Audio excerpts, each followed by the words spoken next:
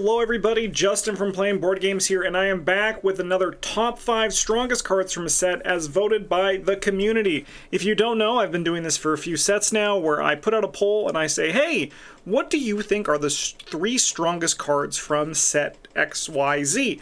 And then I take all those entries and I use them to figure out what the top 5 cards are as voted by the community. There is another one currently in the video description if you want to start getting ready for the next one, which should be happening in the next month or so. So if you want to get involved in that, you can do so by filling out your 3 entries below. But today we're going to be talking about Edge of the Earth, which I personally think is one of the strongest sets ever printed in Arkham Horror. It's an absolutely insane set of cards.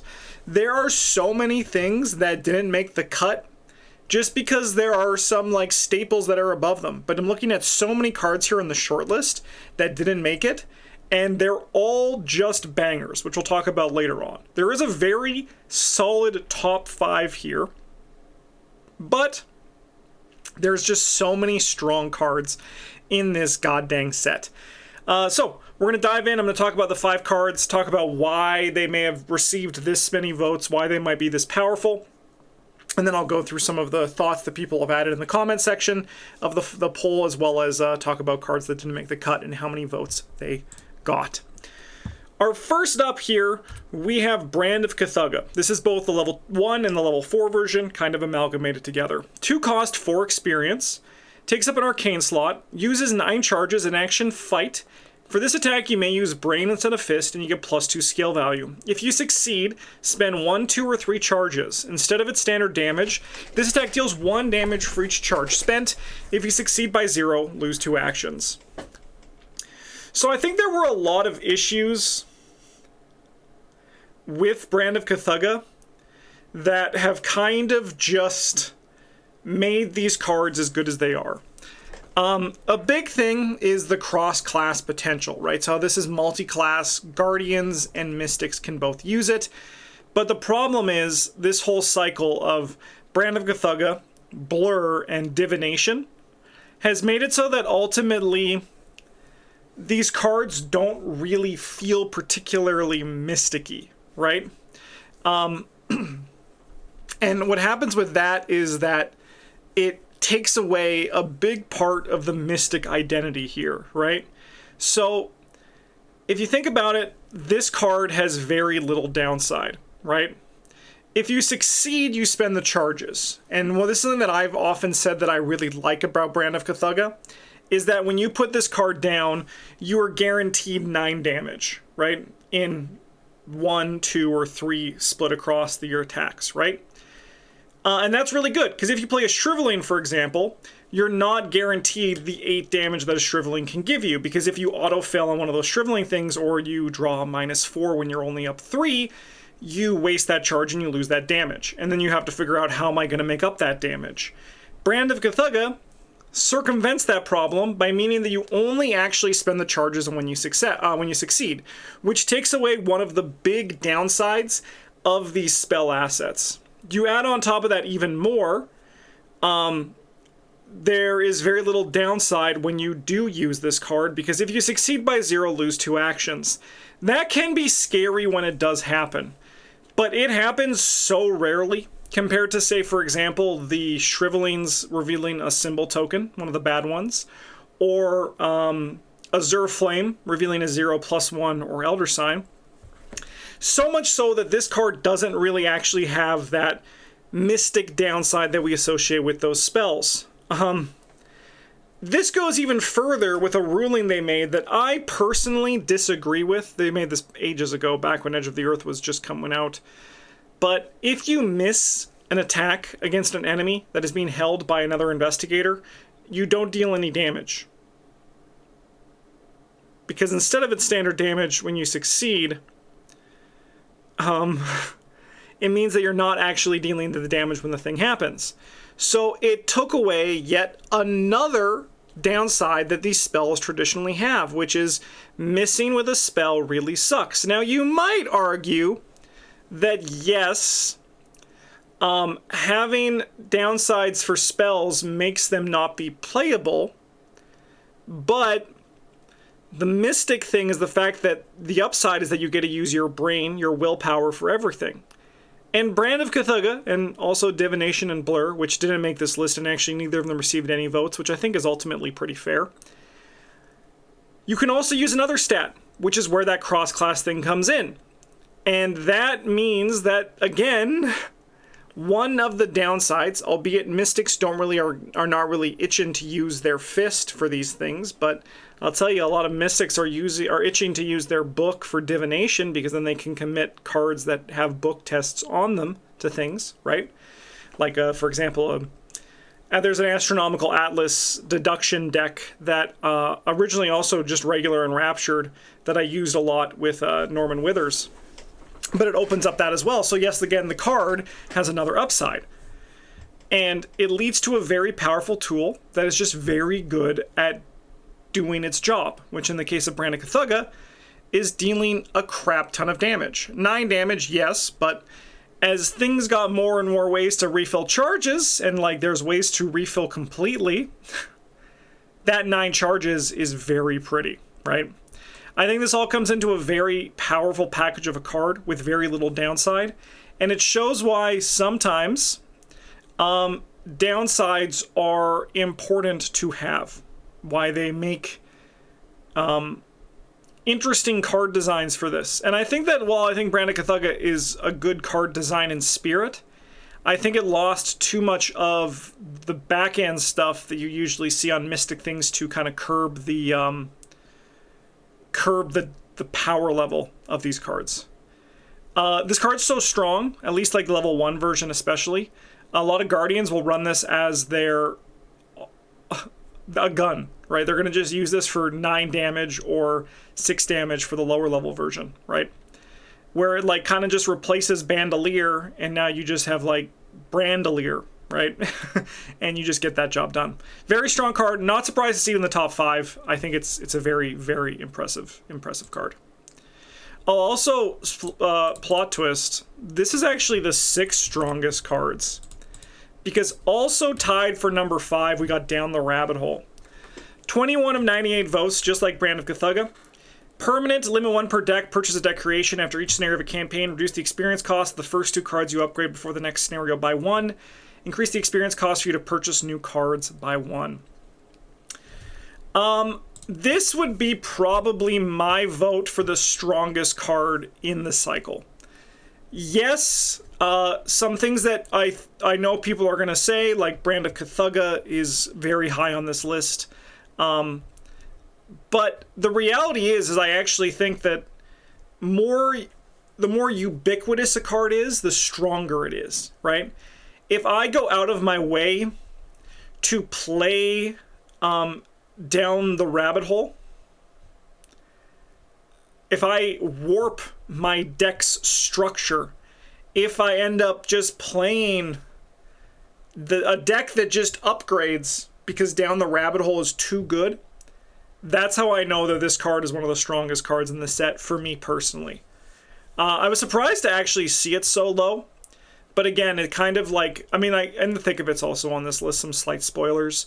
There is that kind of aspect of it as well, where I do think a lot of people see In the Thick of It as a worse, more powerful card, because it's neutral probably.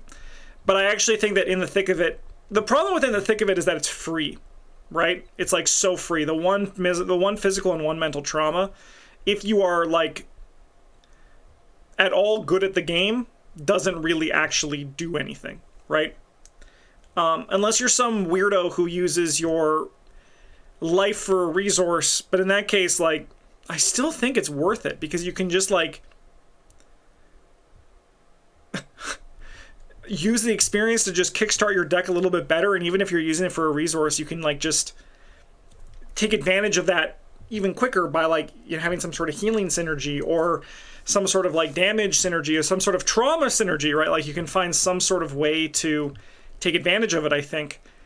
But I do think that Down the Rabbit Hole is stronger than In the Thick of It. We're going to talk about more In the Thick of It when we get there. I don't want to, you know, jump too far ahead with this. But Down the Rabbit Hole is even more free than In the Thick of It. So much so that if you actually even upgrade like 2 or 3 cards into your, so if you don't upgrade but you add during upgrades and you pay that extra premium, you're getting out ahead. Down the Rabbit Hole's power is that allows you to just kickstart the upgrade of your deck. So then when you have to spend extra, it means that you have already gone through the hard part of getting that initial campaign experience, and you're able to get through it and get stronger quicker, right? And get more XP and have it just be like a rolling ball of XP goodness later in the campaign, where you can start playing that extra experience because you have all that additional value on top of this. And that's a very good use for Down the Rabbit Hole.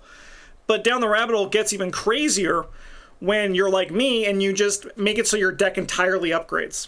And Down the Rabbit Hole in the Legacy environment is going to continue to just get better, because the reality is, in order to save money, they're going to have upgrades in like sets going forward. I think even still in current, because they don't need to commission new art for it. So even if, like, say for example, 10% of a set, right? So a set of like, I don't know, even like, let's just say 60 cards. Even if 6 cards are reprints, right? Those 6 cards are going to boost Down the Rabbit Hole, right? And that's really good. It's one of those things that I can't shake the power level of this card. I think it's just disgusting. I wouldn't mind seeing it be forbidden in the Legacy format, but also I appreciate the fact that they might not want to make cards forbidden in current. In Legacy, they might want to just like let it be its own thing. But I would not be upset, mostly because like I can't say no to it. If I'm playing a Mystic, I'm like, okay, I'm gonna play Down the Rabbit Hole, and I'm just gonna upgrade my decks. I'm gonna get taken in the thick of it to buy Brand of Kathuga 1, and then like maybe a Divination or a Blur, and I'm just gonna then upgrade through there, and then I end up playing the same deck. And to a lot of people, they say that's the downside of the card, right? Where it's boring because you're always playing the same thing. But to me, that's not boring. That's just like literally just what I want to do. I want to win the game, play the strongest deck that I can, right? So like, to me, I can't even fathom the idea of that being boring. And in my opinion, that's not a fair downside to this card, because that's only a downside to 2 player archetypes, right? And I think that's not actually a tangible way to judge the power of a card. I play this card in every Dunwich Legacy Investigator I play as well. If I can play a Mystic Splash in any way, Down the Rabbit Hole is going in my deck. I will have taken Versatile for Down the Rabbit Hole. I think it's that good. I think this card's insane. I'm not surprised to see it in the top 5, but it would have been my number 1 for sure. Okay, let's go to number 4. The Red Clock. 2 cost, 5 experience, takes up the accessory slot. This is a rogue asset. Exceptional, uses 0 charges. Forced, after turn begins, you may take all charges here as resources. Place 1 charge here. If it has exactly 1 charge, you get +4 skill value for your next skill test. 2 charges, you may move up to 3 times. 3 charges, you may take 2 additional actions this turn, and this received 22 of 98 votes. So you'll notice that this is less dominant than like the ones we saw in Forgotten Age and Innsmouth especially. The top 5 is going to be a little bit more spread out, but a little bit more close together in bunches as we move further up in the polls here. Okay, what can we talk about here for the Red Clock? I often say that if you play this card on turn 1, you've won the scenario. And I do still fully stand by that. Because I think that even if you use this card in its worst function, and you might ask, what is its worst function? Its worst function is to take a +4 for your next skill test and get 1 resource a turn. That's like the worst mode of the Red Clock. But the reality is that even in its worst mode, that actually is an entirely functionable card to just greatly increase your chances of winning. It doesn't increase your chances of winning in like a flashy way or a cool way, but in a pure just numerical standpoint, it is just efficiency. It just guarantees you more tests, which is going to guarantee you more wins, which is going to more pass tests, which is going to just guarantee you overall choking the game out more. And that's the worst case scenario. So if the worst case scenario is you play this card on turn 1 and it gives you 16 free resources while giving you +4 to 16 tests, you're going to win the game, right? But then it gets higher, where now, on 2 charges, you get to move a bunch of times for free, right? And these movements don't provoke attack of opportunities, and you can just do a bunch of cool stuff with it. And then at 3 charges, you get 2 additional actions this turn, while also earning 2 or 3 resources, depending on when you reactivate the clock. This is an insane value card. It's very powerful. It's, to me, like a perfect example of a level 5 exceptional card. This is like what you want to have for that. And there's a level 2 version that allows you to kind of like work your way up there. And the level 2 version is still fine. It's just a little bit slower, but it's I think totally reasonable for 4 XP in total because it's exceptional. And it's also a card that I'll always have to say no to when I'm playing my Parallel Skids Underworld support decks because it's just that damn good. Red Clock also has a very high top end where you can do the combo with Eldritch Sophist and Pendant of the Queen. Trish does this really well. Ursula also does it. Ursula does it with the smaller version of the clock because she can't play the full version, but like Trish can. And that's why I've always said that Rogue 05, Seeker 02 is the strongest color, not Seeker 05, Rogue 02, because the top end of Seeker is so much stronger. And I think that this combo is a big reason why that is. Rogues with card advantage given to them by Seekers is very powerful, especially on the top end. But the Eldritch Sophist Pendant of the Queen combo is a very fun thing to do. I've had someone bring it to a game day. It took them a while to get set up, unfortunately, because it does have some like pieces, but it is very impressive when things get moving with it. I think ultimately what stopped Red Clock from getting more votes is because 10 XP is a lot that you have to like put down, right? That's a lot of XP you need to just have in order to like make the card in your deck, and then it like stops everything else that you put in there. But I think it's still, everyone will agree that if you play this card and you get it out early, in like the first 3 turns, it really increases your odds. And on turn 1, I said, I still think that it means you win the scenario if you play this card on turn 1, unless you're like a dummy, which I have been. I have been a dummy while playing ARKHAM before, but absolutely insane card, and I think very worthy of the top 5. In number 3, with 31 of 98 votes, we got Janae Boragard, a 5 cost, 3 experience, Seeker Rogue ally. Takes up an ally slot, soaks for 2 and 2. You get +1 book and +1 foot. As a reaction, as a reaction. I've been recording a lot of ARKHAM videos over the last weeks to get ready for my vacation. So I'm kind of a little bit mush-brained. But as a reaction, during your turn after you move to a location, exhaust Janae Boragard, move a clue or a non-elite enemy from a connecting location to your location or vice versa. She is insane, and I can't believe they released her at 3 XP. This is an insane ally, one of the strongest allies ever printed, I think. Her ability reads so minor, right? If you do not know the power of moving around clues and enemies. I've actually seen a dialogue of this just happen on a Discord channel where people were talking about Janae, and a lot of people are like, moving the enemies, that control is really good, and that control is very good for moving enemies. You can move an enemy away from you, you can move an enemy to you, yada yada yada. But that clue thing is just some insane value that I think a lot of people don't grasp, like the gameplay loop that you can do. So let's just say, for example, you're playing on 2 players, right? And there is a victory location with 4 clues on it. You move into that location because you wanted to move into that location anyway.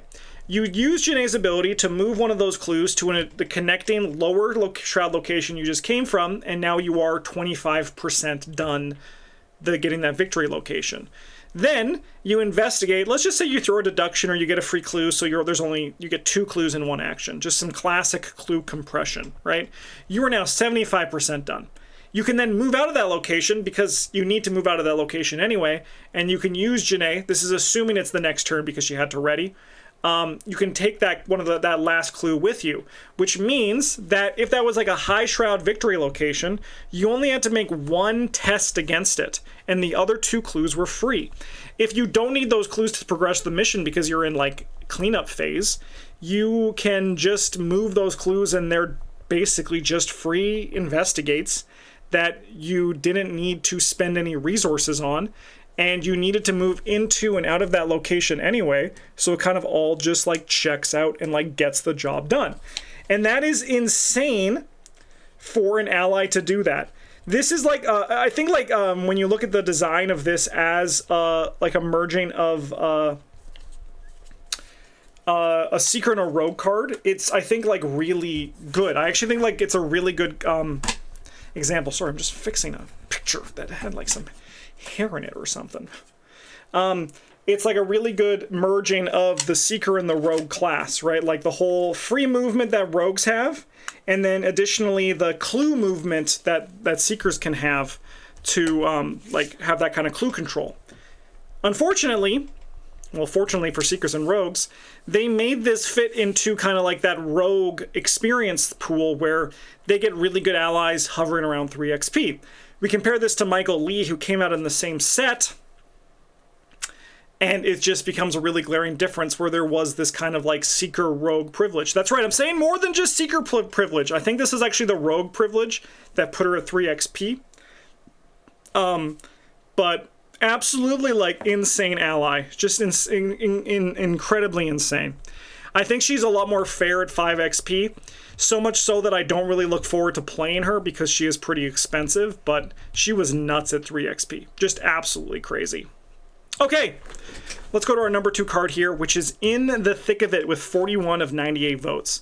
This is a neutral permanent. Limit 1 per deck. Purchase at deck creation. When you purchase In the Thick of It, suffer 2 total physical and or mental trauma, then earn 3 experience. So I talked a little bit about this card earlier in the video when we were talking about Down the Rabbit Hole. I'm not surprised, again, that this got more votes than Down the Rabbit Hole, because I do think that In the Thick of It is also in my top 5 Edge of the Earth cards. I remember early on, I was mad at this card. I thought it shouldn't exist. And I also even said that I thought, I'll fall on my sword here. I'll look at my own previous evaluations.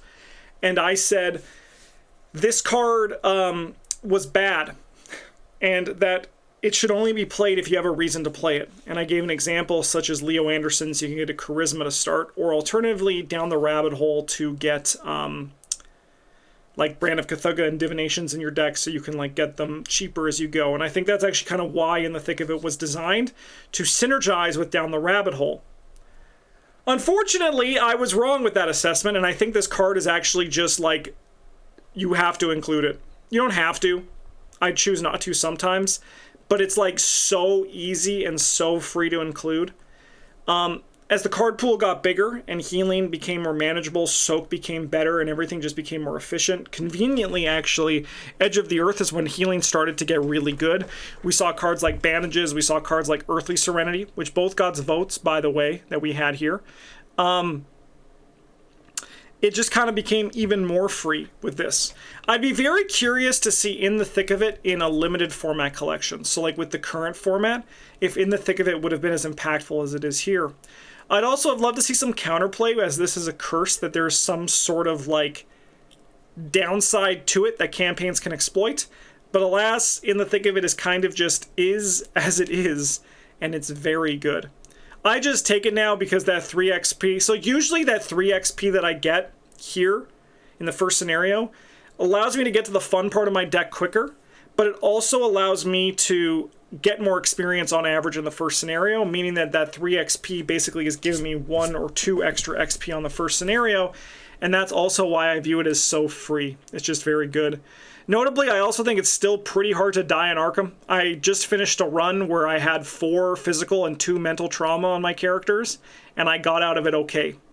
There's a lot of ways to protect yourself, there's a lot of ways to heal yourself passively, and it just kind of makes the downside of this card pretty much non-existent. And you guys should all know what number 1 is. We got Cyclopian Hammer with 47 of 98 votes. But you see what I mean, how like there's like chunks that are closer together? There's less of like a steamroll winner in this one, which I thought was very interesting. And I'm going to be doing something where I'm going to be taking the top 5 from each set, and we're going to be putting them all head to head, which I think is going to be very fun. Okay, Cyclopian Hammer. 5 cost, 5 experience, Guardian, and Mystics. Guardians ain't pretty this set, but mostly it's because they were able to exploit some of the unfairness from other classes, which kind of broke the Guardians' limit on fairness, which shows that maybe it's good that Guardians are a little bit fair. This takes up 2 hand slots. Item, relic, weapon, melee. As an action, fight. Add your brain to your skill value for this attack. You deal +1 damage to this attack. If you succeed and the enemy is not elite, you may move it 1 location away from you. If you succeed by 3 or more, you may instead deal +2 damage and may move that enemy up to 2 locations away from you. So what makes this card so good is obviously pretty simple.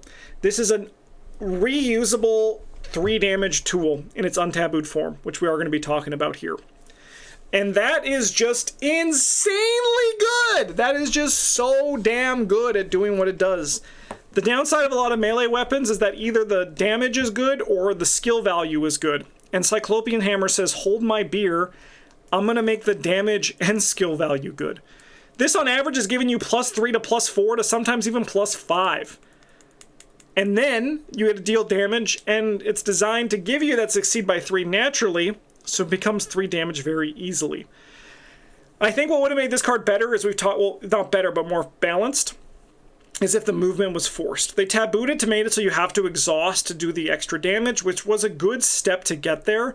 But if you still have just a repeatable +1 damage plus a billion value, that's like what's really good. Because if you, again, the theory is that so ranged weapons, you'll notice, usually give a high skill value and high damage. Melee weapons kind of do one or the other. They give you like consistent damage or consistent skill boost. And then you get to the higher level experience melee weapons, and they generally have some sort of cost associated with them. There have been a few slip-ups, like Cyclopian Hammer 5, Blessed Blade 4 is another example, but that's just generally like how it works. And Cyclopian Hammer bucked that trend and just became so good.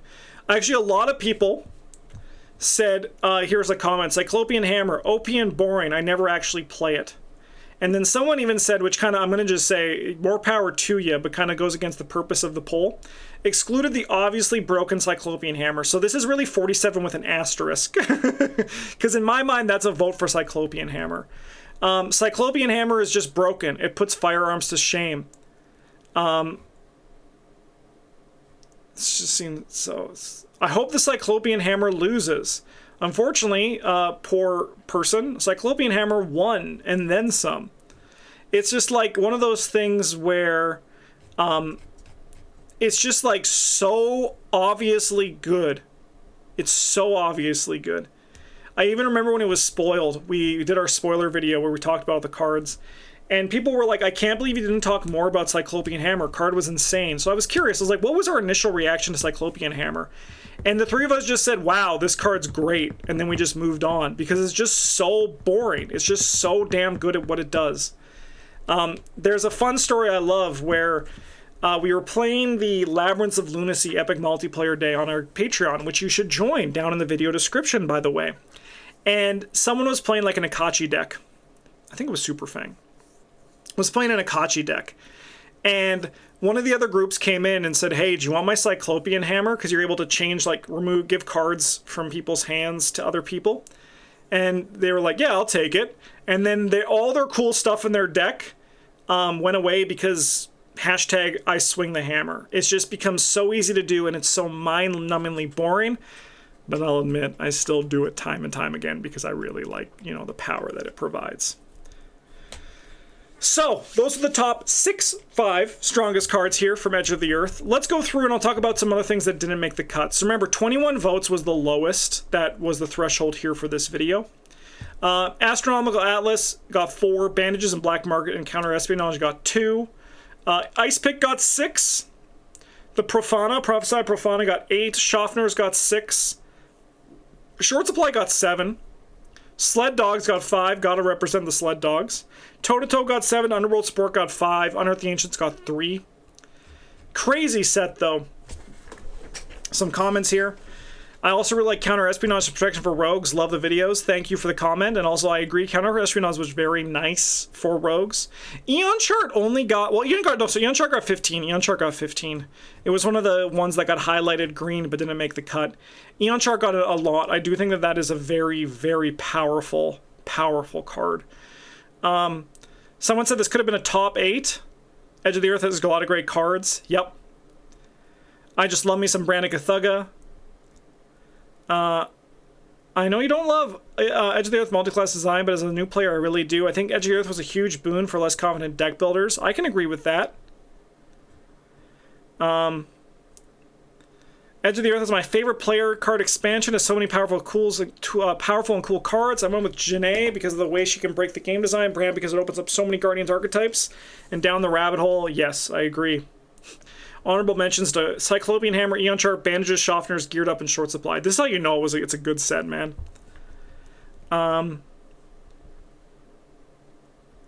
Too many really good cards to choose from. So when they went with this Tabooed and Soft Bands, this was Cyclopean Eon Chart down the rabbit hole. It's hard to not pick the high experience. They are insane. Too many borderline broken cards. There are a lot of broken cards here. Eon Chart, Prophesy Profana, Red Clock, Black Market, True Magic, Precious Mementos. I don't think those are broken, borderline broken. I think they're fine for their expense. They're very expensive, but more power to you. Hammer, melee weapons are too powerful in the game compared to firearm. Yeah, this was a bad time to be a firearm user. Cyclopean Hammer was not a good time for firearm weapons. I think firearm weapons have gotten better. I think like Remington, for example, is a very good firearm weapon that we just got. Is this the most powerful cycle ever released? I think so. I agree, commenter. I also think so. Cyclopean Hammer is powerful but boring. Shout out to the multi-class level 3 talents. Yeah, Prophetic, Antiquary. I think those cards a little bit win more, but they're also a lot of glue pieces for a lot of like more elaborate combo decks, so I think that's very nice, but for me personally, they're a little bit win more to be in my top 5. Untaboo, the top 5 could all be permanents. This person said sled dogs and think of it in short supply. Alright, hell yeah. Sledgehammer rules. Hell yeah, Sledgehammer rules. A lot of sweeping kick votes here. Man, this is just a powerful, powerful set. But we're going to go from one of the strongest sets to probably one of the weakest sets in the form of Dunnage Legacy. Next is going to be for this series. So you can go and vote down below. I'm pretty sure it's Dunnage Legacy. Don't hold me to that. I mean, I actually can check. Let me just check. It is Dunnage Legacy, so we're going to go from Edge of the Earth to Dunnage Legacy, so this is going to be a massive shift here. I should probably do this for the weakest cards, too. I think that could be a fun video as well. If you want to see the weakest in the future, let me know. In the meantime, thank you so much for watching, everybody. I hope you enjoyed this. If you want to support the video, you can do so by filling out the survey for the next one. I would really appreciate that. You can also like, comment, and subscribe, or join our Patreon if you want to go above and beyond and join all these awesome names down below. In the meantime, thanks for watching. Have a good one, and as always, a JJ's.